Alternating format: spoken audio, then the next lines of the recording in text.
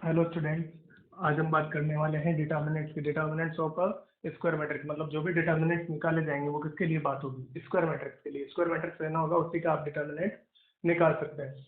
Determinant पर मैं यहाँ पे लिखता हूँ, it is the value associated with each square matrix. ये क्या होगा? ये एक वैल्यू होगी जो कोई भी स्क्वायर मैट्रिक्स होगा उसके साथ एसोसिएटेड होगी। हमने स्टार्टिंग में ही बात की थी, तब मैंने बोला था determinant is a value and matrix is an arrangement. Matrix arrangement होता है और डिटर्मिनेंट एक वैल्यू होती है। तो हर एक स्क्वायर मैट्रिक्स के साथ एक वैल्यू एसोसिएटेड होती है, उससे हम क्या बोलते हैं? डिटर्मिनेंट। और देखो, इट इज डिनोटेड बाय जैसे मैंने एक मैट्रिक्स दिया square A I J N, N cross N का एक मैट्रिक्स होगा, तो उसका जो डिटर्मिनेंट होगा उसे डिनोट करने के लिए आप दो तरह के सिंबल यूज करते हैं। ये दोनों, या तो जैसे मॉड्यूलस दिखाते हैं हम, इसको बॉक्स में या पैरेलल लाइंस के बीच में फिल कर दीजिए एको, या फिर डिटर्मिनेंट ऑफ है ऐसे लिखा जा सकता है। तो बेसिकली पता क्या चला, डिटर्मिनेंट एक वैल्यू होगा जो किसी भी एक स्क्वायर मैट्रिक्स के साथ एसोसिएटेड होगा, और उसे रिप्रेजेंट करने के लिए, डिनोट करने के लिए दो तरीके के सिंबल यूज करते हैं। हम यूज करते हैं। अब ये निकलता कैसे है, डिटर्मिनेंट आता कैसे है? सबसे पहले मैं बात करता हूँ determinant of matrix of order 2 cross 2 का एक मैट्रिक्स लेते हैं, उसका डिटर्मिनेंट आप कैसे निकालेंगे? देखो, डायरेक्टली मैट्रिक्स लेके हम देखते हैं। एक मैट्रिक्स लिया ए बी सी डी, उसके एलिमेंट्स हो गए A B C D, 2 cross 2 का मैट्रिक्स है। इसका अगर डिटर्मिनेंट आपको निकालना है तो इसका डिटर्मिनेंट निकलेगा, देखो A D minus B C. आप करेंगे A D minus B C, ये इसका डिटर्मिनेंट हो जाता है। A D minus B C, ध्यान रखना है आपको 2 क्रॉस 2 का कैसे निकलेगा, ऑर्डर ध्यान रखना है। A D minus B C, जैसे हम क्रॉस बनाते हैं, cross multiply, A D minus B C, बीच में माइनस आएगा। 2 क्रॉस 2 के मैट्रिक्स के लिए बात की हमने डिटर्मिनेंट निकालने का तरीका। अब हम निकालेंगे 3 क्रॉस 3। उससे पहले हम दो छोटे छोटे टर्म्स हैं, माइनर एंड कोफैक्टर। ये दोनों चीजें निकाली जाती है किन्हीं एलिमेंट्स के रेस्पेक्ट में। माइनर एंड कोफैक्टर एलिमेंट के रेस्पेक्ट में दोनों बातें होती हैं। तो माइनर और कोफैक्टर हम देखते हैं। पहले माइनर की बात कर लें। माइनर ऑफ एलिमेंट, देखो कोई भी मैट्रिक्स लिया जाए उसके एलिमेंट का माइनर लिखेगा। देखो पहले मैं लिख देता हूँ, minor of element A I जे, कोई एलिमेंट होगा उसे आई जे से ही लिखा जाएगा। Minor of element A I J is denoted by M I J. किसी एलिमेंट ए आई जे का माइनर कैसे डिनोट किया जाएगा? एम आई जे से। सेकंड, निकलेगा कैसे? डेफिनेशन क्या होगा? Minor of element A I J, minor of element A I J is the value of determinant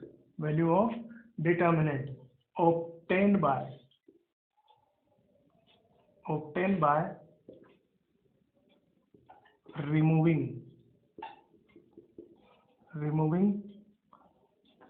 ith row and jth column. या फिर देखो, मैं इसे ऐसे भी बोल सकता हूँ, आपको जिस भी एलिमेंट का माइनर निकालना है, जिस रो और जिस कॉलम में हमारा वो एलिमेंट प्रेजेंट है, जिस भी रो और जिस कॉलम में वो हमारा एलिमेंट प्रेजेंट है, उस रो को और उस कॉलम को हटा दीजिए। बाकी जो मैट्रिक्स बचा उसका क्या सोल्व कर देना है? डिटर्मिनेंट। बाकी जो बचा उसका डिटर्मिनेंट। जैसे मैं 2 क्रॉस 2 का लेके चल देता हूँ। आपने लिया ए, ये देखो A11 A12 A21 A22, इस एलिमेंट का अगर माइनर निकालना है तो उसे क्या बोलेंगे, M11। M11 ये किस रो में है, first row first column, first row first column, दोनों को हटा दिया, क्या बचा सर, A22। इसका डिटर्मिनेंट क्या आ जाने वाला है, A22, डायरेक्टली यही आएगा। इसकी बात करूँ M12, M12 के लिए जब इसकी बात होगी, जब M12 की बात होगी, किसको हटा देना है, फर्स्ट रो और सेकंड कॉलम, क्या बचा सर, A21, ये दिखेगा। M21, 21 की बात होगी, ये हटेगा, ये हटेगा, दोनों को क्या करना पड़ेगा, रिमूव करना पड़ेगा, क्या बचा सर, A12, क्लियर। उसके बाद M22, क्या बचेगा, इसको हटाना है, इसको हटाना है, सर A11। ये देखो माइनर निकालना है आपको, माइनर 2x2 के लिए हमें निकालना है, क्लियर है। ऐसे ही मैं 3x3 के लिए माइनर की बात करता हूँ, एक मैट्रिक्स दूंगा 3x3 का, उसके लिए माइनर्स की बात करता हूँ। मैट्रिक्स लिया आपने A, 3x3 का बनाना है हमें matrix, A11, A12, A13, A21, A22, A23, A31, A32, A33, ये 3x3 का मैट्रिक्स हुआ। सबसे पहले फर्स्ट एलिमेंट A11 का माइनर M11, M11 ये क्या होगा, determinant obtain by removing first row and first column. पहले रो को और पहले कॉलम को आप हटा दीजिए, क्या बचा होगा सिर्फ ये, सिर्फ क्या दिखा होगा ये, और इस पार्ट का हमें क्या ले देना है, determinant A22, A23, A32, A33। ये 2x2 का डिटर्मिनेंट मिला, और 2x2 का डिटर्मिनेंट आपको सोल्व करना आता है। इसे अगर चाहें तो आप ऐसे लिख सकते हैं A22, A33 minus A23, A32। ये किसका माइनर मिल गया, एलिमेंट A11 का, एलिमेंट A11 का। मैं बात करूं A12, अब आप आराम से बता सकते हैं, A12 मतलब फर्स्ट रो और सेकंड कॉलम जाने वाला है, फर्स्ट रो और सेकंड कॉलम, ये फर्स्ट रो और ये सेकंड कॉलम, ये चार एलिमेंट बचे होंगे, क्या लिख सकते हैं, A21, A223, A31 और A33। ये 2x2 का अनदर डिटर्मिनेंट सोल्व कर सकते हैं, A21 into A33 minus A23 into A31, clear. वैसे ही मान लो किसी भी एलिमेंट का आपको निकालना हो, मान लो इसका ले लेता हूँ M32, M32, इसका अगर माइनर आपको ढूंढना है तो इसका माइनर क्या हो जाएगा, आप इसे हटाइए और आप इसे हटाइए, क्या बचा होगा, ये चार एलिमेंट बचे होंगे, A11, A13, A21, A23, clear. Minor निकालना समझ में आया। माइनर क्या होता है, माइनर क्या होगा, किसी भी एलिमेंट का माइनर होगा जिस रो और जिस कॉलम में वो एलिमेंट प्रेजेंट हो, उन दोनों को हटा दीजिए, रो को भी हटा दीजिए, कॉलम को भी हटा दीजिए, बाकी जो बचा उसका डिटर्मिनेंट, बाकी जो बचा उसका डिटर्मिनेंट। हमने इन दोनों को अगर हटाए यहाँ पर तो सिर्फ ये चार ही तो एलिमेंट दिखेंगे, और ये डायरेक्टली हमने लिख दिया डिटर्मिनेंट, क्लियर। लिख सकते हैं क्या। अब बात करते हैं कोफैक्टर, ये माइनर हुआ, कोफैक्टर की बात करते हैं। कोफैक्टर कोफैक्टर ये मिटा रहा हूँ मैं, कोफैक्टर माइनर समझ में आया होगा, कोफैक्टर समझ में आ जाएगा, माइनर समझ में आया होगा, कोफैक्टर समझ में हमें आ जाएगा। माइनर समझ में आया होगा आपको, कोफैक्टर आराम से समझ में आ जाएगा। देखो जैसे ही माइनर की बात की थी वैसे ही हम कोफैक्टर की बात करेंगे। Cofactor of element Aij is denoted by Cij, is denoted by Cij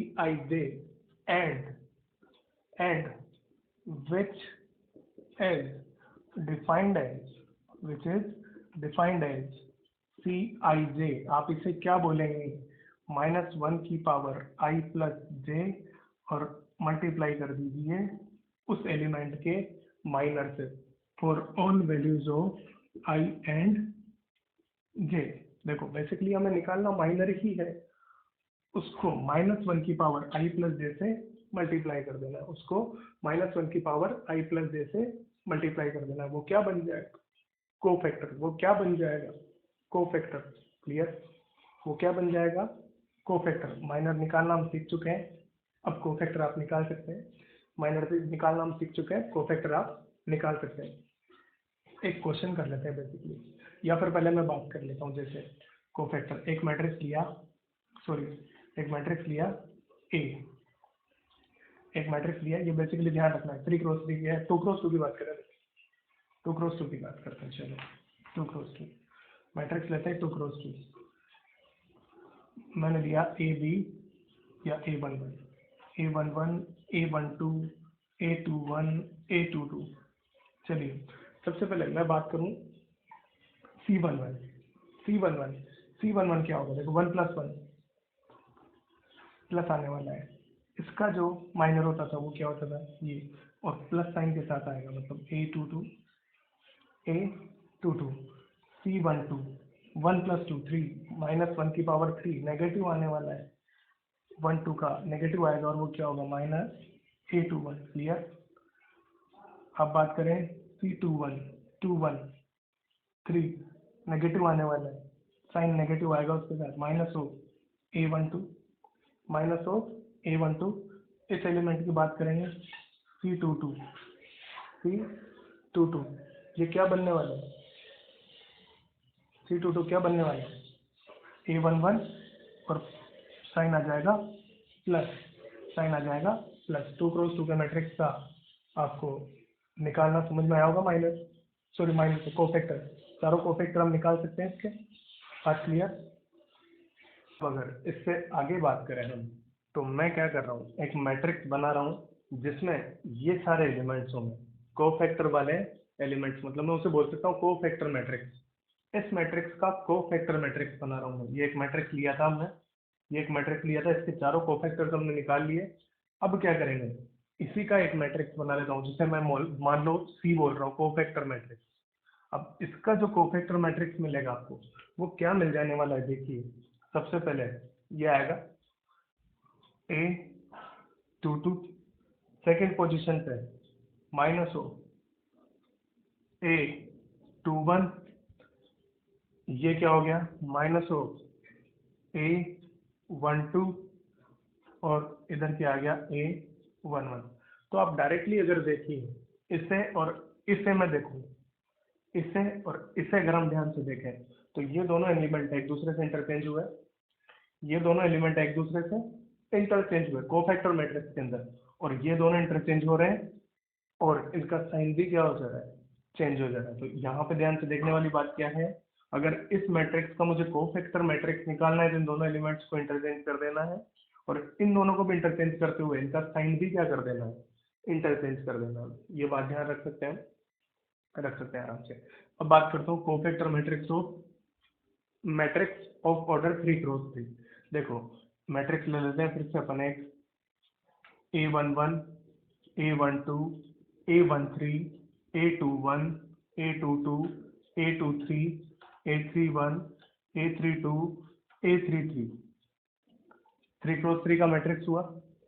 इसके हर एक एलिमेंट का आपको क्या निकालना है? कोफैक्टर। देखो सबसे पहले मैं बात क्या कर रहा हूँ, प्राइमरीली यहाँ पे सबसे पहले मैं बात कर रहा हूँ जो आपका कोफैक्टर होता है Cij, उसकी आपने डेफिनेशन पढ़ी हुई है, -1 की power I + j M I j, यही होती है, ये लिखा हुआ है, यही पढ़ा था हमने। अब मैं क्या करूंगा, देखो ये जो साइन आने वाला है ना माइनर के साथ, ये माइनर के साथ साइन आने वाला है, किस एलिमेंट का क्या साइन होगा वो डायरेक्टली पहले यहाँ पे लिख दे रहा हूँ। देखो I + j अगर ओड होगा, I + j अगर ओड होगा तो माइनस आएगा, I + j अगर इवन होगा तो ये क्या बन जाएगा? प्लस। देखो I + j even, plus odd, minus, plus minus, plus minus, plus minus, plus. ये साइन पता लग गया हमें, हर एक एलिमेंट का जो कोफैक्टर होगा उसका साइन हमें पता लग गया, plus minus plus minus plus minus plus minus plus. ये आपको ध्यान रखना है, ये ध्यान रखेंगे हमारे लिए आसानी होगी आगे सोल्व करने में। ये साइन आपको ध्यान रखना है। अब मान लो इस एलिमेंट के कोफैक्टर की बात करें, C11, C11 क्या हो जाने वाला है? -1 की पावर 1 + 1, और माइनर क्या आ जाएगा? देखो इसे छोड़ें, ये चारों एलिमेंट्स बैठेंगे, A22, A23, A32, A33, निकाल सकते हैं। ये क्या बन गया होगा अभी, प्लस बन गया होगा। तो C11 क्या मिल गया आपको, ये मिल गया। इसे M11 भी लिख सकते हैं अंदर, माइनर ऑफ एलिमेंट A11। देखो मान लो मैं बात कर दूं C32, C32 पे चलो साइन आने वाला है माइनस, तो डायरेक्टली आप माइनस लिख सकते हो। माइनस मैंने लिखा और इस एलिमेंट का माइनस लिख दीजिए, इसे छोड़ना है और इसे छोड़ना है, क्या चार बचे, ये चार एलिमेंट। तो डायरेक्टली मैं लिखता हूँ A11, A13, A21, A23, ये डिटर्मिनेंट आ गया। तो ये हमें क्या मिल गया, कोफैक्टर ऑफ एलिमेंट 32, A32। ऐसे सारे एलिमेंट्स के आप कोफैक्टर निकाल सकते हैं, सभी एलिमेंट्स के हम कोफैक्टर्स निकाल सकते हैं। एक छोटा सा क्वेश्चन मैं दूंगा आपको, एक क्वेश्चन हम करेंगे, एक मैट्रिक्स लेंगे और उसका कोफैक्टर मैट्रिक्स बनाएंगे। कोफैक्टर मैट्रिक्स मतलब हर एक एलिमेंट के कोरस्पॉन्डिंग कोफैक्टर्स हम निकालेंगे और उन कोफैक्टर्स का भी आपको क्या बना देना है, मैट्रिक्स बना देना है। देखिएगा ध्यान से, एक क्वेश्चन एग्जांपल की तरह ले रहे हैं छोटा सा, जैसे मैंने लिया A 1 2 3 3 2 1 4 -1 0, ये एक मैट्रिक्स दिया हुआ है, ये एक मैट्रिक्स दिया हुआ है। आपको हर एक एलिमेंट के कोफैक्टर्स निकालना है, हर एक एलिमेंट के कोफैक्टर। मैं ऐसे एक फोटो बना देता हूँ, ऐसा एक फोटो बना दिया हमने। हर एक एलिमेंट के एक कोफैक्टर आएगा तो 9 कोफैक्टर हो गए। मुझे साइन पता है, यहाँ आएगा plus minus plus minus plus minus plus minus plus, ये साइन आएंगे, ये फिल कर दिए। अब सबसे पहले इसकी बात करूं, इसकी जब बात करेंगे आप 2 इंटू 0 -1 मतलब क्या हो जाने वाला है, +1। ये ऑलरेडी बैठा हुआ है, वो साइन हमें देखना ही है। इस एलिमेंट की बात करेंगे 0 -4 और इसके साथ आएगा वो +4 बन जाए। क्लियर। देखो इस एलिमेंट की जब बात करेंगे -3 -8 -3 -8 कितना हो गया, -11 ये प्लस से मल्टीप्लाई होगा, माइनस बनेगा ऑलरेडी। माइनस इसकी बात करते हैं इस एलिमेंट की, 0 माइनस -3 -3 मतलब +3 आने वाला है, ये लो +3, ये ऑलरेडी बैठा हुआ था। प्लस इसकी बात करें 0 12 -12 आएगा, -12। क्लियर। इस एलिमेंट की बात करूं -1 -8 -9 ये साइन ऑलरेडी बिठा रखा था, आपको मल्टीप्लाई करने से ये सारे कोफैक्टर मिल जाएंगे हर एक एलिमेंट का। प्लस 2 -6 -4, इसकी बात करें 1 -9 -8, इसकी बात करें 2 -6 -4। हर एक एलिमेंट का कोफैक्टर निकल गया, आपको कोरस्पॉन्डिंग साइन से मल्टीप्लाई करके कोफैक्टर मैट्रिक्स पता कर सकते हैं। इसका भी हम एक मैट्रिक्स बना सकते हैं। बात क्लियर हुई, ये बात क्लियर हुई। इसके बाद हम अब बात करेंगे expansion of determinant of order 3 cross 3 का एक मैट्रिक्स लेंगे, उसके डिटर्मिनेंट का एक्सपेंशन, उसको मतलब उसका डिटर्मिनेंट सोल्व करना, उसको एक्सपेंड कैसे किया जाएगा, उसे सोल्व कैसे करेंगे। 3 क्रॉस 3 के मैट्रिक्स के लिए बात करेंगे हम, 3 क्रॉस 3 का स्क्वायर मैट्रिक्स, जिसको डिटर्मिनेंट का वैल्यू आपको निकालना है। देखो मैं एक मैट्रिक्स ले रहा हूँ, A11 A12 A13 A21 A22 A23 A31 A32 A33 हुआ। क्लियर है। अब इस मैट्रिक्स को अगर आपको एक्सपेंड करना, मतलब इसके डिटर्मिनेंट का वैल्यू निकालना, इसके डिटर्मिनेंट का वैल्यू निकाल रहा हूँ मैं, इसे क्या कर रहा हूँ, expand with respect to row 1। First row के लूंगा मैं, इसे एक्सपेंड कर रहा हूँ फर्स्ट रो के लूंगा। ध्यान से देखना, आपको समझना है कैसे होता है ये एक्सपेंड। देखो यहाँ पे इनके जो कोफैक्टर्स आते हैं उनके साइन देख लेता हूँ मैं, प्लस माइनस प्लस। तो मैं देखो जब इसको एक्सपेंड करता हूँ, आपको देखना है, मैं समझाता हूँ आपको। सबसे पहले उस डिटर्मिनेंट का वैल्यू बोल देता हूँ, लेट से डेल्टा आया होगा।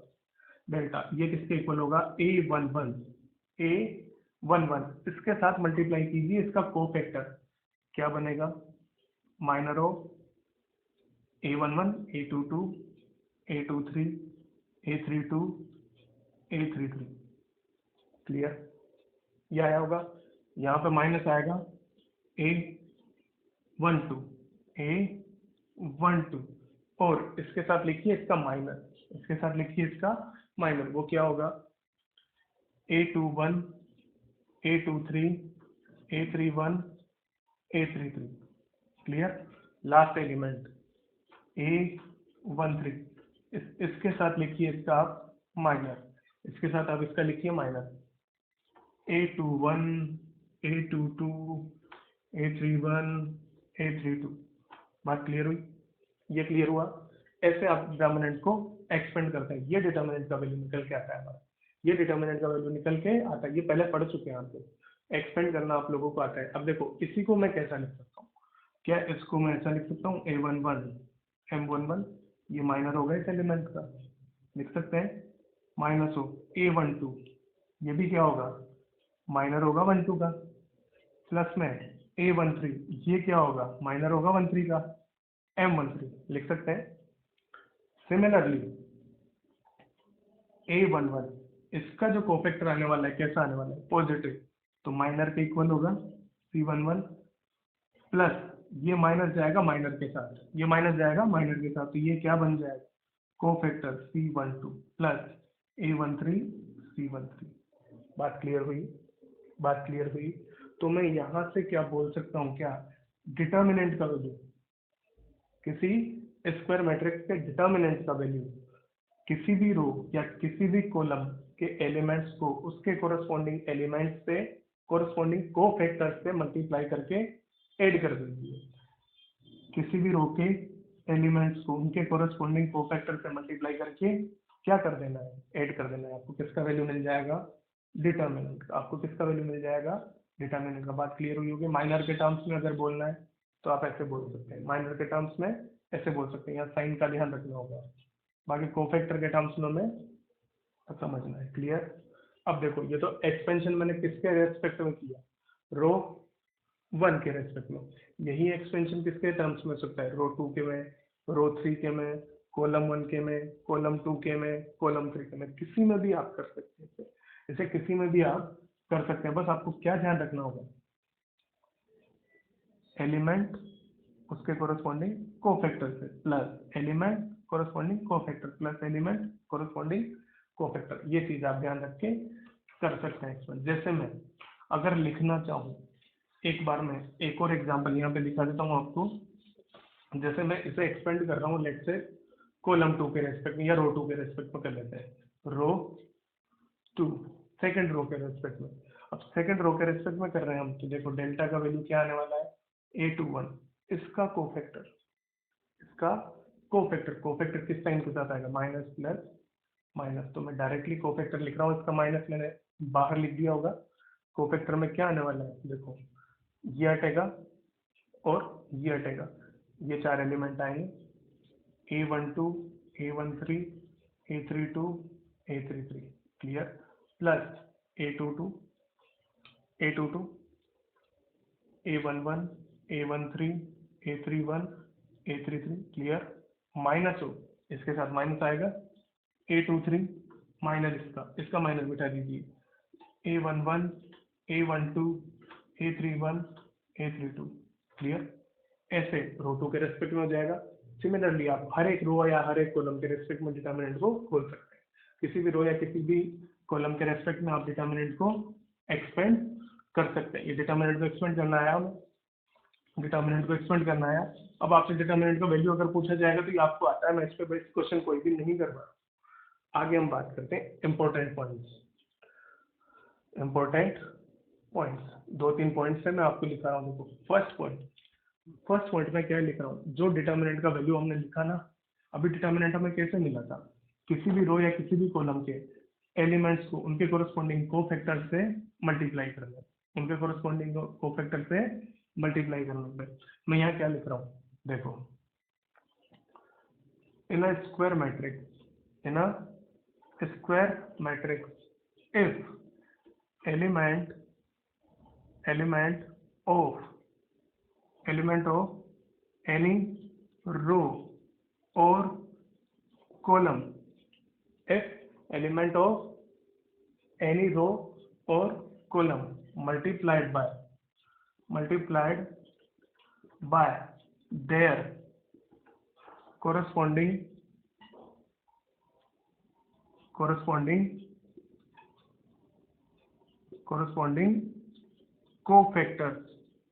cofactors and added gives value of determinant या मैं ऐसे बोल सकता हूँ sum of product of elements of any row or column with their corresponding cofactors gives value of determinant। वो आपको किसका वैल्यू देंगे? डिटर्मिनेंट का। मैं समझ चुका हूँ पहले बात। जैसे डेल्टा की बात करनी है आपको A11 C11 plus A12 C12 plus A13 C13 clear हो जाएगा। ये क्लियर हो जाएगा, समझ सकते हैं। अब कोफैक्टर लिखा है तो साइन अपने आप यहाँ पे जब माइनर लिखोगे अपने आप साइन आएगा। कोफैक्टर के टर्म्स में डायरेक्ट ऐसे लिखना है। ये किसका वैल्यू हो गया? डिटर्मिनेंट का। सेकंड देखो मैं यहाँ पे क्या लिख रहा हूँ, सेकंड पॉइंट ध्यान से समझना है। सेकंड पॉइंट क्या होगा?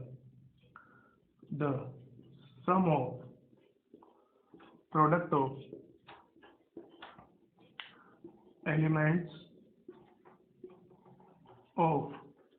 elements of any row or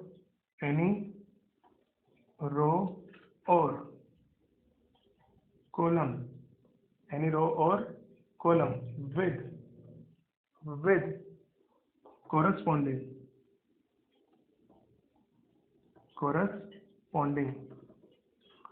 cofactors of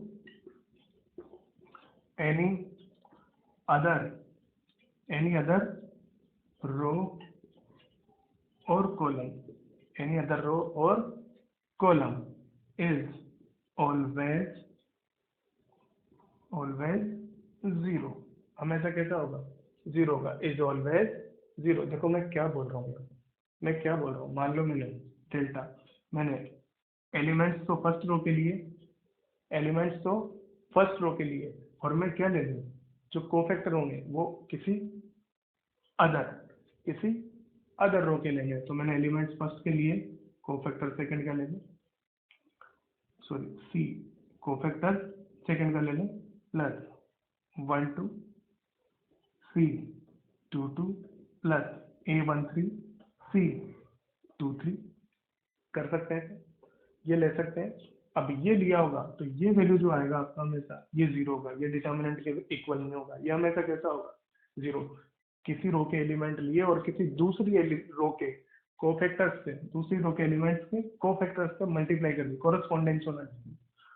किसी दूसरी रो के कोफैक्टर से मल्टीप्लाई कर दिए तो आंसर हमेशा कैसा आएगा?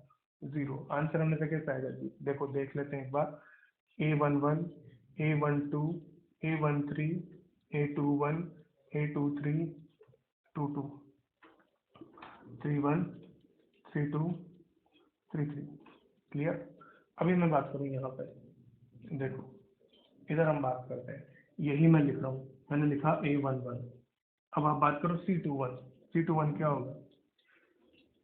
A12 A33 माइनस हो क्या होगा? और इसका साइन कैसा आएगा? इसके कोफैक्टर का साइन कैसा आएगा? नेगेटिव आएगा। क्या लिखूंगा?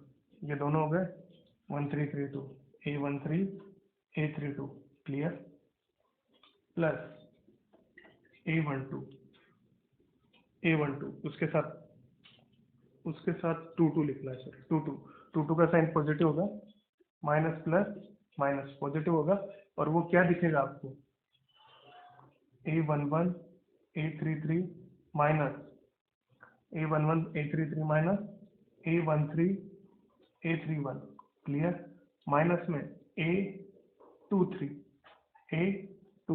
ये किससे मल्टीप्लाई होगा? इसका जो कोफैक्टर दिखेगा वो दिखेगा A11 A32 minus A12 A31 clear.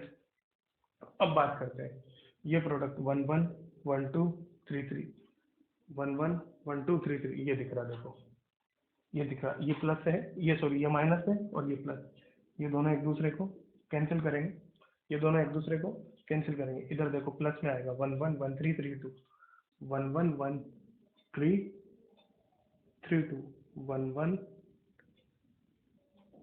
1 3 3 2, किधर आ रहा है 1 1 2 3 आ रहा है, सॉरी ये गलत लिख चुका हूँ ना मैं, ये 1 3 आएगा, ये देखो अब ये प्लस था और ये आ गया माइनस, ये वाला और ये वाला कैंसिल हुआ, फाइनली आपको क्या बच रहा है ये और ये दोनों भी एक दूसरे से जा रहे होंगे, देखो 1 2 3 1 1 2, ये 3 1 और 1 3, ये भी एक दूसरे को कैंसिल कर रहे हैं, ये नेगेटिव था और ये पॉजिटिव था, तो फाइनली हमें क्या दिखा यहाँ से, जीरो दिखा, फाइनली हमें क्या दिखा, जीरो। तो आपको ध्यान रखना, देखो हमें क्या करना है, किसी भी रो के एलिमेंट्स को, किसी भी रो के एलिमेंट्स को उनके कोरस्पॉन्डिंग को फैक्टर से मल्टीप्लाई करने से आपको क्या मिलता है, value of determinant, value of determinant, और किसी भी रो या कॉलम के एलिमेंट्स को कोरस्पॉन्डिंग को फैक्टर्स ऑफ अनदर रो, जब रो की बात होगी तो दूसरी रो की बात करेंगे, कॉलम की बात होगी तो दूसरे कॉलम की बात करेंगे, उनके कोफैक्टर से मल्टीप्लाई कर दिया जाए तो हमें आंसर जीरो आएगा, हमें आंसर जीरो आएगा। क्लियर है, ये दोनों इंपॉर्टेंट प्रॉपर्टीज हैं, आप प्रॉपर्टीज बोल दो या पॉइंट्स बोल दो नोट में, तो इनको आपको ध्यान रखना है। इसी में थर्ड पॉइंट में लिख रहा हूँ, थर्ड पॉइंट आप देख लो, थर्ड पॉइंट क्या होगा उस पर बाद में बात करेंगे, जो पॉइंट लिखवा रहा हूँ सिर्फ मैं।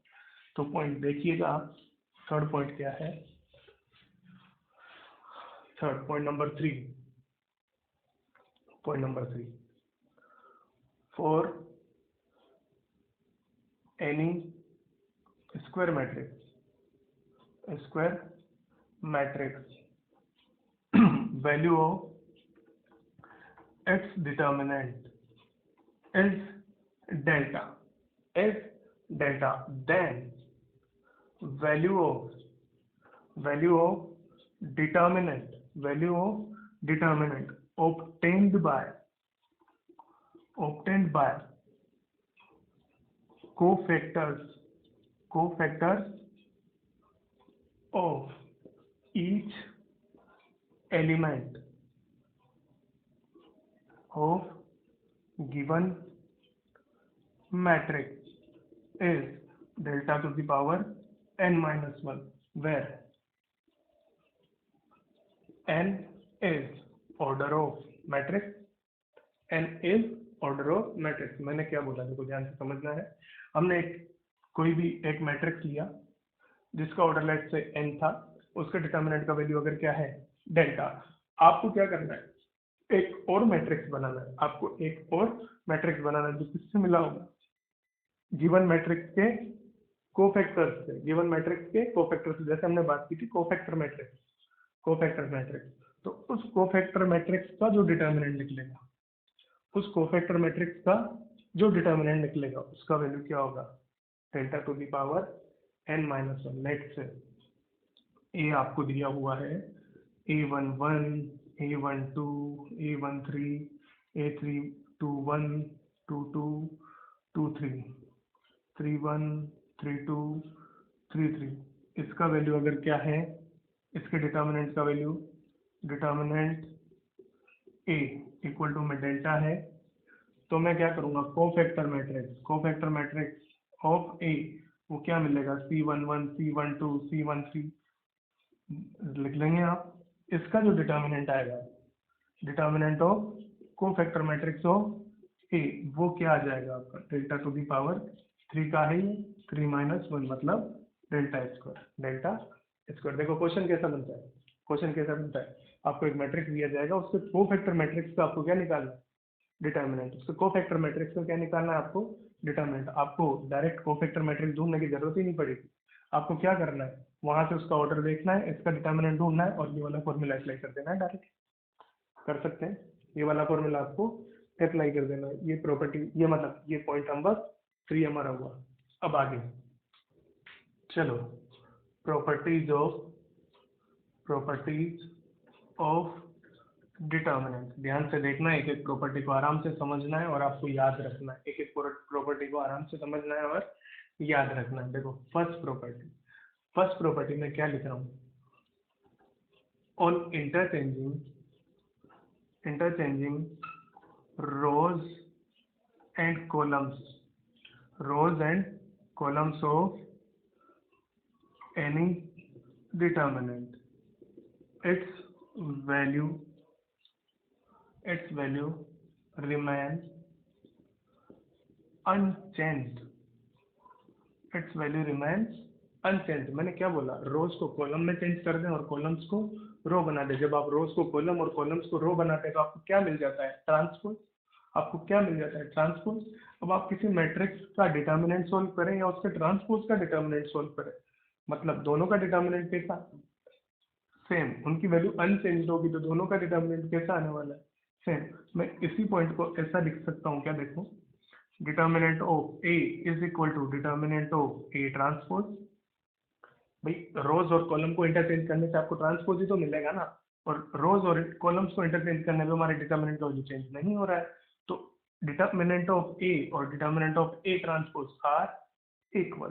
क्लियर, फर्स्ट प्रॉपर्टी, ये ध्यान रखना है आपको। सेकंड प्रॉपर्टी में क्या बोल रहा हूँ, if all the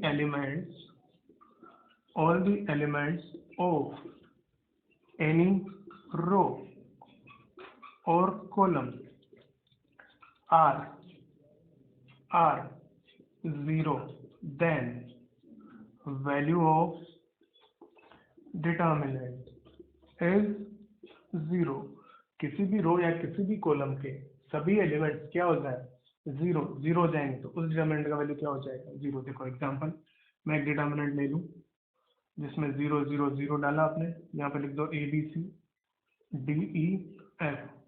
first row के सभी एलिमेंट जीरो हैं, मैं इसको इस रो के अलोंग एक्सपेंड करूँ, इस रो के रेस्पेक्ट में एक्सपेंड करूँ, तो इसका वैल्यू क्या आने वाला है, जीरो। आपको ऑटोमेटिकली दिखेगा, इस एलिमेंट का कोफैक्टर इससे मल्टीप्लाई होगा, जीरो मिलेगा, इसका कोफैक्टर इससे, इसका कोफैक्टर इसी एलिमेंट का कोफैक्टर जीरो आ जाएगा। क्लियर है, इसका वैल्यू क्या आ जाने वाला है, जीरो। प्रॉपर्टी नंबर थ्री, ये सेकंड प्रॉपर्टी हुई। देखो, इफ एनी टू रोज और columns of matrix are identical लिखो तो ज्यादा प्रॉपर है, आइडेंटिकल और proportional, then its value is zero। मैंने क्या बोला, अगर कोई भी दो रोज या कोई भी दो कॉलम्स के एलिमेंट या तो आइडेंटिकल हो या फिर वो क्या हो, प्रोपोर्शनल हो, तो उनका वैल्यू क्या हो जाने वाला है, जीरो। तो उनका वैल्यू क्या हो जाने वाला है, जीरो। देखो कैसे एग्जांपल से हम समझते हैं, मैं क्या बोल रहा हूँ, प्रोपोर्शनल होने का मतलब है, आप जानते हैं, देखो एग्जांपल, जैसे मैंने लिया ए, यहाँ देखते हैं अपन, A B C D E F और इधर कुछ के ए के बी के सी। देखो इस रो के और इस रो के एलिमेंट कैसे आ रहे हैं, प्रोपोर्शनल आ रहे हैं। कैसे आ रहे हैं, प्रोपोर्शनल आ रहे हैं। अगर इसका आप डिटर्मिनेंट खोलते हैं, अगर आप इसका डिटर्मिनेंट खोलते हैं तो वो क्या आ जाएगा, जीरो आ जाएगा। आपको डिटर्मिनेंट खोलना आता है, आप खोल के देख सकते हैं, ये जीरो ही आएगा, ये जीरो ही आएगा। मैं एक 2 क्रॉस 2 का लेके देख लेता हूँ, 1 2 2 4, प्रोपोर्शनल है दोनों रोज कैसी है, प्रोपोर्शनल है, 4 माइनस 4। क्लियर, 4 माइनस 4, आप देख लो, ए बी के बी जीरो आ रहा है। बात क्लियर हुई, ये समझ में आना चाहिए। प्रोपोर्शनल का मतलब ये हुआ। एक क्वेश्चन जैसे मैं लिख दूँ, एक क्वेश्चन में लिख दूँ, छोटा सा question, find the value of determinant हम बना रहे हैं 4 8 16 1 2 3। क्लियर, 4 8 16 5 10 20। क्लियर, 5 10 20, ये बात क्लियर हुई। ये दोनों रोज कैसी आ रही है, प्रोपोर्शनल आ रही है, देखिएगा ध्यान से, ये दोनों प्रोपोर्शनल आ रही है, प्रोपोर्शनल आ रही है, प्रोपोर्शनल आ रही है, ये दोनों प्रोपोर्शनल आपको मिल रही है। देखो 4/5, 4/5, 4/5, वैल्यू क्या आ जाने वाला है, 0। तो आपको ये देखना होगा, आपको ये देखना होगा। अब बात करते हैं प्रॉपर्टी नंबर 4 की। प्रॉपर्टी नंबर 4 की बात करते हैं।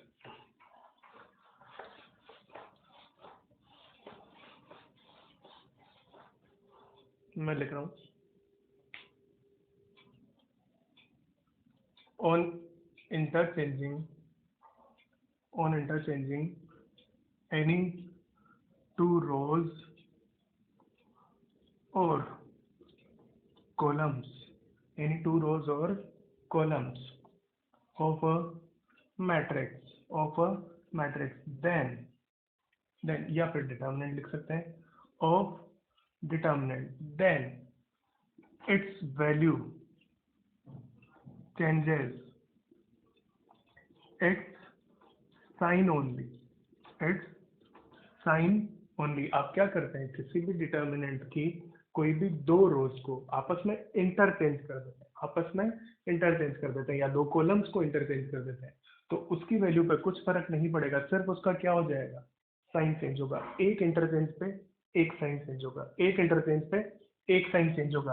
अगर हम किन्हीं दो रोज और दो कॉलम्स को इंटरचेंज करते हैं, किन्हीं दो रोज और दो कॉलम्स मतलब दो इंटरचेंज लगाते हैं, दो बार ऑपरेशन सेम लगाते हैं, तो वापस से माइनस होके प्लस हो जाएगा, दो बार इंटरचेंज हो जाएगा। जैसे एग्जांपल में लिख रहा हूँ, डेल्टा आपको दिया गया है, मैंने डिटर्मिनेंट लिखा ABCDEFGHI, ये एक डिटर्मिनेंट हुआ। लेट्स से मैं यहाँ पे क्या ऑपरेशन लगाऊं, देखो ऑपरेशन लिखने का तरीका, रो 1 और रो 2 को आपने आपस में क्या किया, इंटरचेंज किया, इस रो और इस रो को आपस में इंटरचेंज किया, तो क्या बन जाएगा डिटर्मिनेंट, अभी DEFABCGHI, और इसका वैल्यू यहाँ पे था डेल्टा, एक इंटरचेंज के बाद ये बन जाएगा क्या, माइनस डेल्टा। ये क्या बन जाएगा, माइनस डेल्टा। मान लो इस ऑपरेशन के बाद फिर से मैं एक ऑपरेशन लगाता हूँ, लेट से मैंने C2 को किससे इंटरचेंज कर दिया, C3 से, कॉलम 2 और कॉलम 3 को इंटरचेंज कर रहे हैं, कॉलम 2 और कॉलम 3 को, ये क्या बन जाएगा, DAGFCI और EBH। देखो ये था, इस पे मैंने ऑपरेशन लगाया इंटरचेंज वाला, माइनस था, साइन चेंज होगा, वापस से क्या बन जाएगा, ये प्लस डेल्टा। बात समझ में आई होगी। एक इंटरचेंज पे आपको एक बार साइन चेंज करना है, अगर वो माइनस था तो वो प्लस बनेगा, प्लस था तो वो माइनस बनेगा। कितने भी इंटरचेंज आप कर सकते, आपको ये बात समझ में आनी चाहिए कि उसका साइन चेंज होगा सर। इसी पे बेस्ड एक छोटा सा क्वेश्चन देख लेते हैं, प्रॉपर्टी 4 पे बेस्ड क्वेश्चन। ये प्रॉपर्टीज आपको याद होंगी तभी आपको इन्हें अप्लाई करना आएगा क्वेश्चन में, पहले प्रॉपर्टीज समझ में आनी चाहिए और याद होनी चाहिए। देखो क्वेश्चन में लिख रहा हूँ, इफ x इक्वल टू में 1 2 3 4 5 6 7 8 9 एंड एक और मैट्रिक्स आपको दिया गया है जिसे मैं ले रहा हूँ क्या, y, डिटर्मिनेंट जिसे मैं ले रहा हूँ क्या, y, मैं लिख रहा हूँ इसे 6 4 3 6 4 3 4 7 1 4 7 1 5 8 2 5 8 2, क्या रिपीट हो गया दो बार, 4, यहाँ पे 9 कर लीजिए आप, यहाँ पे 9 कर लीजिए, ठीक है। अब देखो मुझे प्रूव करना है, then prove that x equal to में y, डिटर्मिनेंट x इसके इक्वल हो जाए, y के इक्वल। चलो ये दिख रहा है आपको 1 2 3 4 5 6 7 8 9। मैं क्या करता हूँ, y को लेके स्टार्ट करते हैं और इंटरचेंज कर करके उसे ऐसा बनाते हैं, उसे ऐसा बनाते हैं। देखो मैंने y से स्टार्ट किया, y 6 4 5 9 7 8 3 1 2। सबसे पहले ये तीनों एलिमेंट्स ऊपर आने चाहिए, इनको ऊपर भेज देता हूँ मैं। मैंने क्या इंटरचेंज लगाया होगा, इसको और इस रो को चेंज करते हैं, रो 1 इंटरचेंज विद रो 3, तो ये -y हो जाएगा। -y हुआ होगा, क्या दिखा होगा, 312 978 645। क्लियर, ये हुआ। इसके बाद मुझे क्या करना है, देखो ये जो 9 है ये लास्ट में आने वाला है, 645 बीच वाली में जाएंगे। फिर से मैंने इंटरचेंज लगाया होगा यहाँ पे, रो 2 इंटरचेंज विद रो 3, तो ये वापस से y बनेगा, -y का एक इंटरचेंज y बनेगा, क्या आ जाएगा, 312 645 और 978। क्लियर, 978। अब देखो मुझे इसे इधर लेके आना है और इसे लास्ट में पहुंचाना है, तो हम क्या करते हैं, कॉलम 1 और कॉलम 2 को चेंज कर दें। -y हुआ होगा वापस 147 147, उसकी पोजीशन पे आ चुके हैं 147। ये क्या बना होगा, 369258। क्लियर। अभी देखो 2 को लाना है इधर सेकंड कॉलम में और 3 को थर्ड कॉलम में, तो मैं क्या कर दूँ, कॉलम 2 और कॉलम 3 को भी आपस में इंटरचेंज कर दीजिए। जो ये -y था ये क्या बन जाएगा, y बन जाएगा। -y क्या बना होगा, y बनेगा। और ये क्या हो गया, 1 2 3 4 5 6 7 8 9। आपको क्या y x के इक्वल दिख रहा है, आपको क्या y x के इक्वल दिख रहा है, तो ये क्या हो गया अपना, hence prove x equal to में, सॉरी x इक्वल टू में y कर दिया आपने, x को y के इक्वल प्रूव कर दिया। बात क्लियर हुई, बात क्लियर है, समझ में आनी चाहिए चीज। आगे बात करते हैं property number 5। Property number 5, fifth property हमारी क्या बोलती है, जैसे आपने पढ़ा था scalar multiplication of matrix. Scalar multiplication of matrix, किसी मैट्रिक्स को कोई स्केलर क्वांटिटी से आपको मल्टीप्लाई करना होता था, तो उसके हर एक एलिमेंट को आपको स्केलर से मल्टीप्लाई करना होता था, उसके हर एक एलिमेंट को स्केलर से मल्टीप्लाई करना होता था। पर डिटर्मिनेंट के केस में, डिटर्मिनेंट के केस में क्या होता है वो बात करते हैं। डिटर्मिनेंट के केस में क्या होगा वो बात करते हैं। If determinant is multiplied by any non-zero constant, then any of its row or column get multiplied by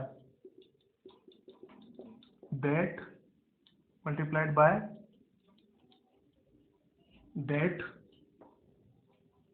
constant. क्या मतलब हुआ इसका, हमने किसी डिटर्मिनेंट को नॉन जीरो कांस्टेंट से मल्टीप्लाई किया, तो उसकी कोई भी रो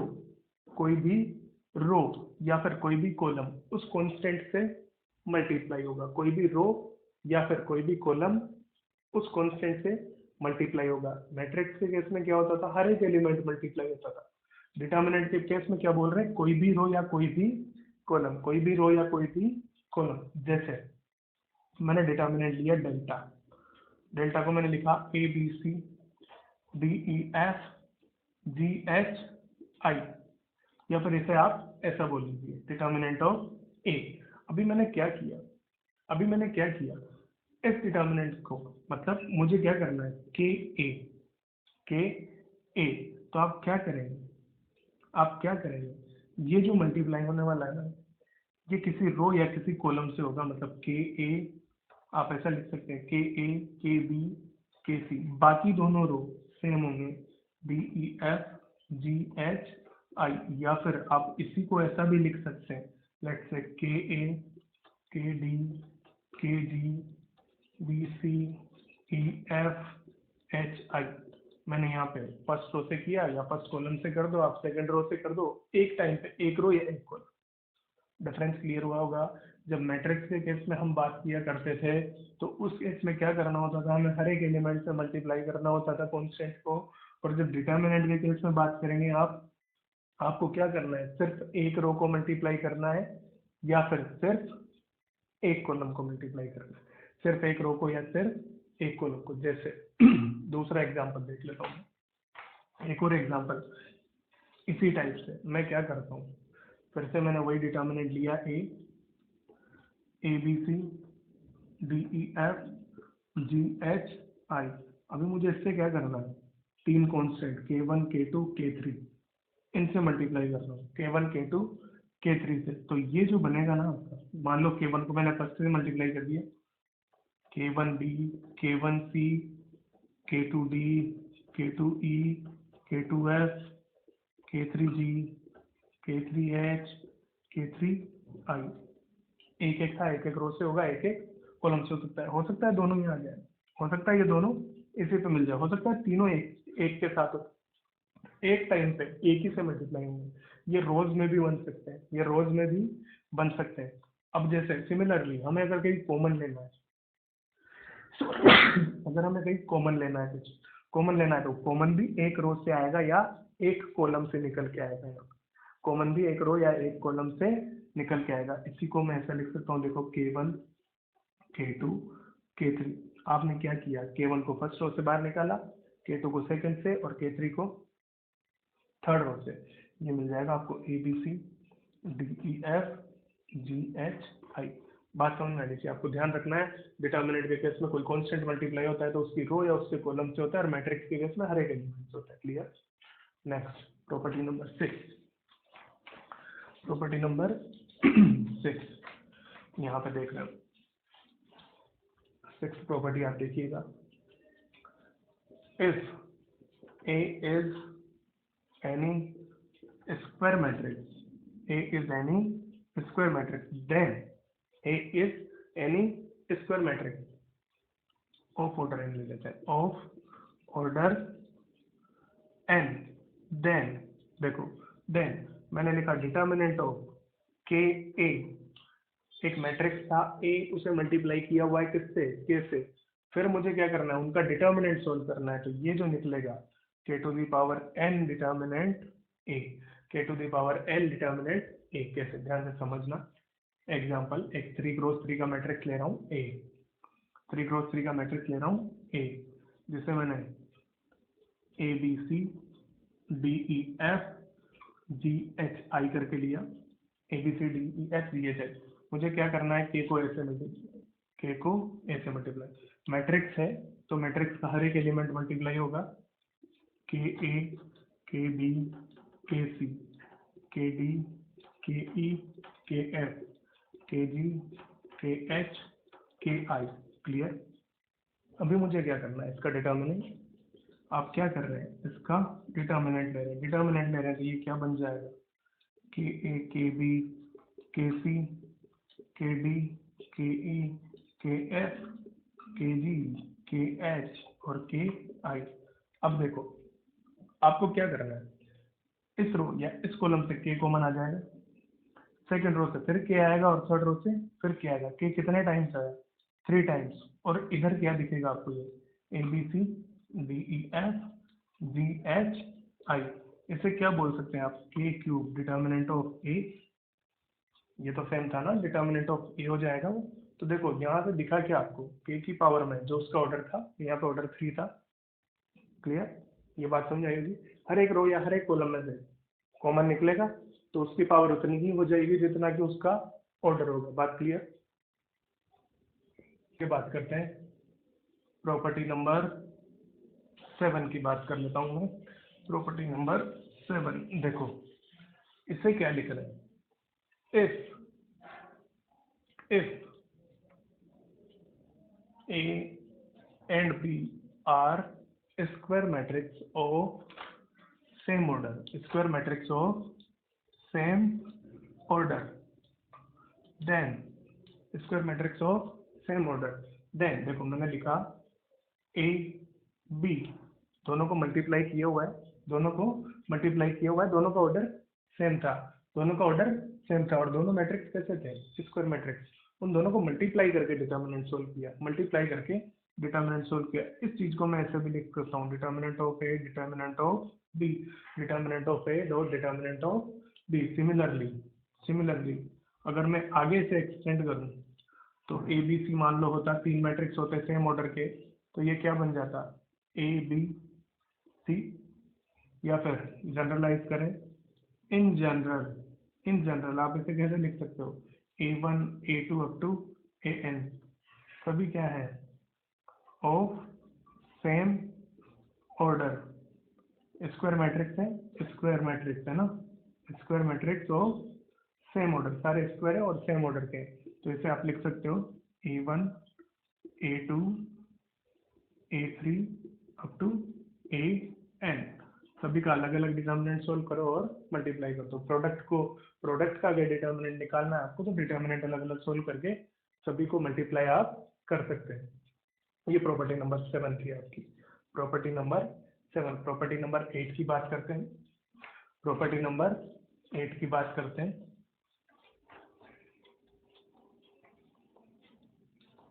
property number 8, determinant of any skew symmetric matrix of odd order is always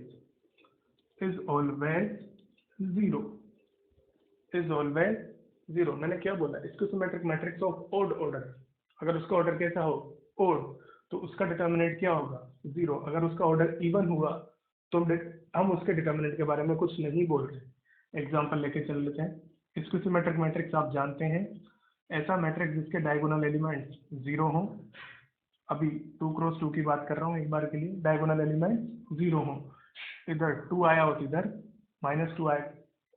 इसके अगर डिटर्मिनेंट की बात करें आप डेल्टा ए, तो वो क्या दिखेगा हमें, 4, 0 नहीं आ रहा है।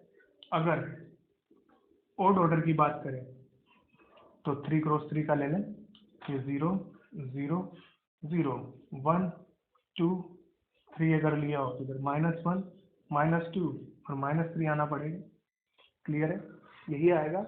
अगर इसका डिटर्मिनेंट आपको सोल्व करना है डेल्टा, तो डिटर्मिनेंट सोल्व करते टाइम 0, फर्स्ट 0, इसके साथ आएगा -1 के साथ देखो क्या आएगा, 0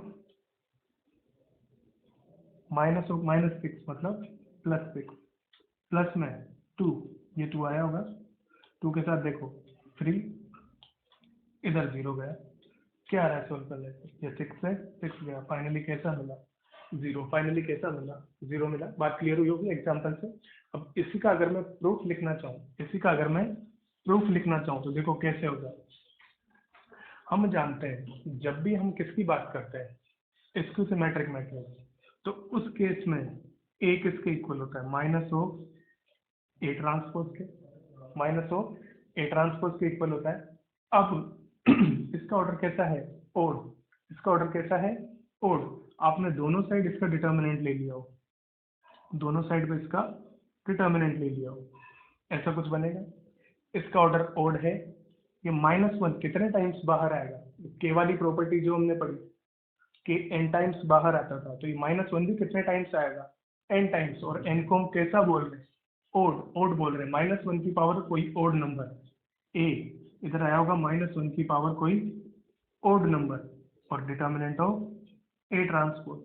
क्लियर, तो ये -1 की पावर ओड था, ये क्या बनेगा हमारा, सिंपली माइनस बनेगा और माइनस ऑफ ए ट्रांसपोज। हम जानते हैं determinant of A equal to determinant of A transpose, तो मैं इसे क्या लिख सकता हूँ, हम जानते हैं determinant of A equal to में determinant of A transpose, first property हमने पढ़ी है।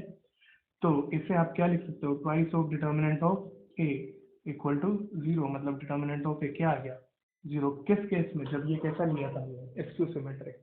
तो स्क्यू सिमेट्रिक के लिए ये प्रूफ हो गया आपका कि स्क्यू सिमेट्रिक मैट्रिक्स अगर ओड ऑर्डर का होता है तो उसका डिटर्मिनेंट हमेशा कैसा आने वाला है, 0 आने वाला है। अगर यहाँ पे इवन की बात होती तो हम कोई कमेंट नहीं कर रहे, वो 0 हो भी सकता है और 0 ना भी हो, 0 हो भी सकता है 0 ना भी हो, हम सिर्फ ओड के बारे में बात कर रहे हैं, आपको ये ध्यान रखना है। तो आप क्या कर सकते हैं, कभी भी आपको मैट्रिक्स मिलेगा आप चेक कीजिए वो स्क्यू सिमेट्रिक है, उसका ऑर्डर ओड है। अगर ऑर्डर ओड है तो उसे डायरेक्टली आप क्या डाल सकते हैं, 0। डायरेक्टली क्या डाल सकते हैं, 0। 8th प्रॉपर्टी के बाद 9th की मैं बात करता हूँ।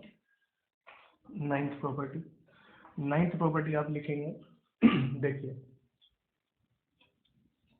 9th में क्या बात करता हूँ, कोई डायगोनल मैट्रिक्स लेते हैं। If A is a diagonal matrix, diagonal matrix, diagonal matrix का कोई ऑर्डर होगा n, A11, A22, A33, ANN, ऐसा कोई मैट्रिक्स आया, देन डिटर्मिनेंट ऑफ ए, जो डिटर्मिनेंट होगा ए का, उसका वैल्यू क्या होगा, A11, A22, A33, इन सभी का मल्टीप्लीकेशन, इन सभी का मल्टीप्लीकेशन हो जाने वाला है। देखो एग्जाम्पल की अगर हम बात करें, एग्जाम्पल में यहाँ पे लेके चलो, एग्जाम्पल में लेना चाहूँ तो एग्जाम्पल में क्या ले सकते हैं, जैसे एक डायगोनल मैट्रिक्स लेना है ए, मैंने लिया 1 2 3 0 0 0 0 0 0, इसका डिटर्मिनेंट अगर आप सोल्व करते हैं तो आपको क्या दिखेगा, देखो इधर तो 1 2 3,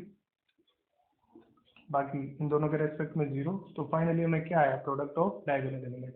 किसी भी डायगोनल मैट्रिक्स का आपको डिटर्मिनेंट सोल्व करना है तो product of diagonal element, product of diagonal element हो जाता है। Clear, clear. चलो आगे बात करते हैं प्रॉपर्टी नंबर 10 की। देखो प्रॉपर्टी नंबर 10 में क्या लिख रहा हूँ, property number 10, if any row और कॉलम, इफ एनी रो और कॉलम, या फिर इसे ऐसे बोलते हैं अपन, if elements of any row और column can be expressed, element of any row or column expressed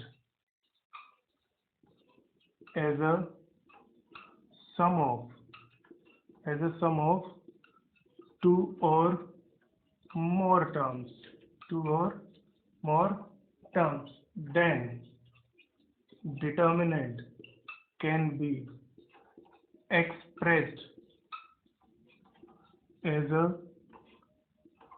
sum of two or more determinant, two or more determinant। देखो कैसे हम क्या कर रहे हैं, एक डिटर्मिनेंट लेके चलते हैं ए, जिसे मैं ऐसा बोल रहा हूँ A1 plus A2, B1 plus B2, C1 plus C2, D E F G H I। ये देखो फर्स्ट रो के जो एलिमेंट्स है वो दो टर्म्स का सम दिए हुए हैं, दो टर्म्स का सम दिए हुए हैं। अब ये जो डिटर्मिनेंट होगा, अब ये जो डिटर्मिनेंट होगा, इससे आप ऐसा भी लिख सकते हैं, देखो दो डिटर्मिनेंट, इसे दो डिटर्मिनेंट के फॉर्म में एक्सप्रेस कर रहा हूँ, A1 B1 C1 A2 sorry D E F G H I plus A2 B2 C2 D E F G H I। बात क्लियर हुई, इन दोनों को आप ब्रेक करके दो डिटर्मिनेंट बना सकते हैं इसके। ऐसे ही सिमिलरली मैं अगर बात करूँ, ये चीज समझ में आई होगी, ये चीज समझ में आई होगी। सिमिलरली मैं इस रो को भी दो के टर्म्स में एक्सप्रेस कर दूं, जैसे मैंने लिखा D1 plus D2, E1 plus E2, F1 plus F2, ये ऐसा हो गया। अभी यहाँ पे आपको क्या दिखेगा, D1 plus D2, E1 plus E2, F1 plus F2। Clear, जैसे मैं पहली रो के रेस्पेक्ट में ब्रेक कर रहा हूँ, इधर क्या आ जाएगा D1 प्लस D2, ये क्या आ जाएगा E1 प्लस E2 और F1 प्लस F2। ये डिटर्मिनेंट कुछ ऐसा दिखेगा हमें। बात क्लियर हुई, इस रो के रेस्पेक्ट में ब्रेक कर दिया हमने, दो बन गए।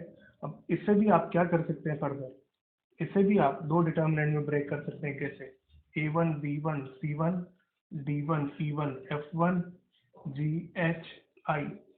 सेकंड क्या बन जाएगा इसी का, सेकंड क्या बन जाएगा, A1 B1 C1 D2 E2 F2 G H I। वैसे सिमिलरली ये भी क्या होगा, फर्दर दो डिटर्मिनेंट्स में ब्रेक हो जाएगा, ये भी फर्दर क्या होगा, दो डिटर्मिनेंट्स में ब्रेक हो जाएगा। तो हमें क्या हुआ, यहाँ से ये जो डिटर्मिनेंट था ये चार डिटर्मिनेंट के सम के रूप में दिखा, चार डिटर्मिनेंट के सम के रूप में दिखा। देखो हमें क्या करना है, अगर दो लिखा हुआ था दो में ब्रेक कर दो, दो था दो में ब्रेक कर दिया फिर से। क्लियर है। Next property, property number 11, property number 11 ये इंपॉर्टेंट है। इसे आप ध्यान से देखो, बहुत ज़्यादा इंपॉर्टेंट है। ये ऑपरेशन लगाने के काम आएगी। आप डिटर्मिनेंट पे कैसे कैसे ऑपरेशन आप अप्लाई कर सकते हैं, किस तरीके से आप डिटर्मिनेंट पे ऑपरेशन अप्लाई कर सकते हैं। प्रॉपर्टी नंबर 11, देखो इसमें मैं क्या लिख रहा हूँ। If constant multiple of any row और column of determinant is added or subtracted from any other row or column, then value of determinant remain same। Determinant की वैल्यू सेम ही रहेगी। हमने क्या किया, किसी रो को किसी कांस्टेंट से मल्टीप्लाई करके किसी दूसरी रो में हम क्या कर रहे हैं, या तो ऐड कर रहे हैं या फिर सबट्रैक्ट कर रहे हैं। तो डिटर्मिनेंट की वैल्यू पे कोई फर्क नहीं पड़ेगा। देखिएगा कैसे, मैं क्या कर रहा हूँ। लेट से डिटर्मिनेंट लिया मैंने A B C D E F G H I. यहाँ पे मैं क्या कर रहा हूँ, देखो मैं जो ऑपरेशन लगा रहा हूँ, मैंने क्या किया, रो 1 थी, इसको रो 2 को कैसे मल्टीप्लाई किया और रो 1 में ऐड किया। रो 1 को क्या बना दिया, रो 2 को कैसे मल्टीप्लाई करो और उससे किस में ऐड कर दो, रो 1 में। तो अभी जो रो 1 मिलेगी आपको, वो किस ऑपरेशन के बाद मिलेगी, इसके बाद मिलेगी। क्या मिलेगा, देखो ए plus K D, B plus के ई, सी प्लस के एफ। लिख सकते हैं क्या, लिख सकते हैं। यहाँ पे D E F G H I, यहाँ पे जो बोला गया था वो ऐसा कुछ बोला गया था, बात समझ में आई होगी आप लोगों को। हमने क्या बोला, किसी रो को किसी कांस्टेंट से मल्टीप्लाई करके किसी दूसरी रो में ऐड कर दीजिए। तो ये जो रो थी फर्स्ट, वो ये बन चुकी है अभी। ये बनने के बाद डिटर्मिनेंट का जो वैल्यू था वो वापस से क्या आने वाला है, डेल्टा। डिटर्मिनेंट का वैल्यू वापस से क्या आने वाला है, डेल्टा। अब देखो यहाँ से मैं दिखाता हूँ आपको कैसे डेल्टा है। मैंने क्या किया, इसको इससे पहले वाली जो प्रॉपर्टी थी, express as a sum of two terms, दो टर्म का सम है। इसे दो डिटर्मिनेंट में ब्रेक कर सकता हूँ मैं, A B C D E F G H I plus K D K E K F D E F G H I. लिख सकते हैं ऐसा लिख सकते हैं। ब्रेक कर दिया, दो डिटर्मिनेंट्स बन गए। आप इस डिटर्मिनेंट को ध्यान से देखें अगर, तो रो 1 और रो 2 दोनों कैसे आ रहे हैं, प्रपोर्शनल। दोनों रोज कैसे आ रहे हैं, प्रपोर्शनल। अब दो रो प्रपोर्शनल और आइडेंटिकल होते हैं तब डिटर्मिनेंट का वैल्यू क्या हो जाता है, जीरो। इसका वैल्यू क्या हो जाने वाला है, जीरो। अगर ये जीरो होगा तो फाइनली आंसर क्या दिख रहा है, यही दिख रहा है। और ये किसके इक्वल था, डेल्टा के इक्वल। तो मतलब ऐसा कुछ ऑपरेशन लगाने से हमारे डिटर्मिनेंट की वैल्यू पे कोई फर्क नहीं पड़ा। अब देखो मैं यहाँ पे कुछ ऑपरेशन लिख रहा हूँ, हम आइडेंटिफाई कर रहे हैं कौन सा ऑपरेशन आप अप्लाई कर सकते हैं और कौन सा नहीं कर सकते। जैसे मैंने ये लिखा, रो वन प्लस के टाइम्स रो 2 आप अप्लाई कर सकते हैं, वो देख चुके हैं हम। देखो मैं लिख रहा हूँ यहाँ पे, मान लो रो वन को मैंने ऐसा कुछ लिखा, के टाइम्स रो 2 माइनस रो 1, के टाइम्स रो 2 माइनस रो 1। तो आप ये नहीं कर पाएंगे, क्यों, ध्यान किस चीज पे देना है, आप जिस रो को चेंज कर रहे हैं ना, आप जिस रो को लिखने वाले हैं उस रो के अंदर आपको कोई बदलाव नहीं करना है, वो सेम आने वाला है यहाँ पे एज इट इज। अभी देखो यहाँ पे करना था, तो यहाँ पे उसको किससे मल्टीप्लाई किया, पहले मैंने -1 से, पहले उसे किससे मल्टीप्लाई किया, -1 से, फिर उसमें के टाइम्स रो 2 ऐड किया है। तो ये ऑपरेशन आप अप्लाई नहीं कर पाएंगे। आपको क्या ध्यान रखना है, जिसके ऊपर आप अप्लाई करना चाहते हैं उसे सेम रखें। मान लो मैं लिखूं कॉलम 2 इज इक्वल टू, में column 2 plus column 3 plus column 1 कर सकते हैं। कॉलम 2 सेम आ रहा है, कर सकते हो आप ये। मान लो मैं लिखूं कॉलम 1, इसे मैं लिखता हूँ twice of column 2 plus thrice of column 1। क्या कर पाएंगे, नहीं कर पाएंगे, क्योंकि कॉलम 1 को किससे मल्टीप्लाई कर दिया आपने, 3 से। फिर आप उसे वैसा नहीं लिख सकते हैं। तो आपको ध्यान रखने की क्या जरूरत है, यहाँ पे ध्यान देना है, जिस रो पे आप ऑपरेशन लगाना चाहते हैं उसे सामने वाली साइड पे सेम रखना है, उसे सेम रखना है। बाकी दूसरे किसी भी दूसरे रो को या कॉलम को आप मल्टीप्लाई करके ऐड कर सकते हैं। जब ऑपरेशन रो में लगेगा तो रो में ही लगेगा, जब कॉलम्स में लगेगा तो कॉलम्स में लगेगा। ये 2-3 चीजें इंपॉर्टेंट है। क्लियर? ये प्रॉपर्टी नंबर आपकी 11। इन पे क्वेश्चंस करेंगे हम, वहां पे और ज्यादा चीजें क्लियर हो जाएंगी। Last property, property number 12। Last property, property number आपकी 12, वो देख रहे हैं, वो आसान है। देखो, लास्ट प्रॉपर्टी, प्रॉपर्टी नंबर 12। इसे मैं क्या बोल रहा हूँ, आपका कोई मैट्रिक्स है ए, आपका कोई मैट्रिक्स है ए, आपने इसका डिटर्मिनेंट लिया और उसकी पावर ली n, डिटर्मिनेंट लिया और उसकी पावर ली n, या फिर इसे आप में लिख दो a to the power n का डिटर्मिनेंट। कोई डिटर्मिनेंट लेना है a, उसकी आपको nth पावर सोल्व करनी है और फिर उसका क्या निकालना है, डिटर्मिनेंट। तो आप क्या कर सकते हैं, डायरेक्टली डिटर्मिनेंट निकाल के उसकी पावर क्या लिख दें, n, डायरेक्टली उसकी पावर क्या लिख दें, n। ये आप कर सकते हैं, ये प्रॉपर्टी आपको ध्यान रखनी। जैसे एग्जांपल में ले लेता हूँ, एग्जांपल मैंने लिया कोई भी मैट्रिक्स 1 0 0 2 3 4 5 6 7, हो गया? क्लियर है? इसका मैं डिटर्मिनेंट सोल्व करूँ, डिटर्मिनेंट ऑफ ए क्या दिखेगा, 21 minus 24, 21 minus 24 minus of 3, 21 minus 24 minus of 3, ये किसका डिटर्मिनेंट आया, ए का। अगर मुझे सोल्व करना होता ए टू द पावर 4 का determinant, A to the power 4 का डिटर्मिनेंट, तो ये क्या हो जाता है, determinant A to the power 4, determinant A to the power 4, और ये क्या आ जाता माइनस 3 टू द पावर 4, जो क्या मिलता है आपको 81, जो क्या मिलता है आपको 81। तो डायरेक्टली आपको डिटर्मिनेंट दिया जाए और आपसे ऐसा कुछ पूछा जाए तो आप क्या कर सकते हैं। क्लियर? ये प्रॉपर्टी नंबर आपकी 12 हुई।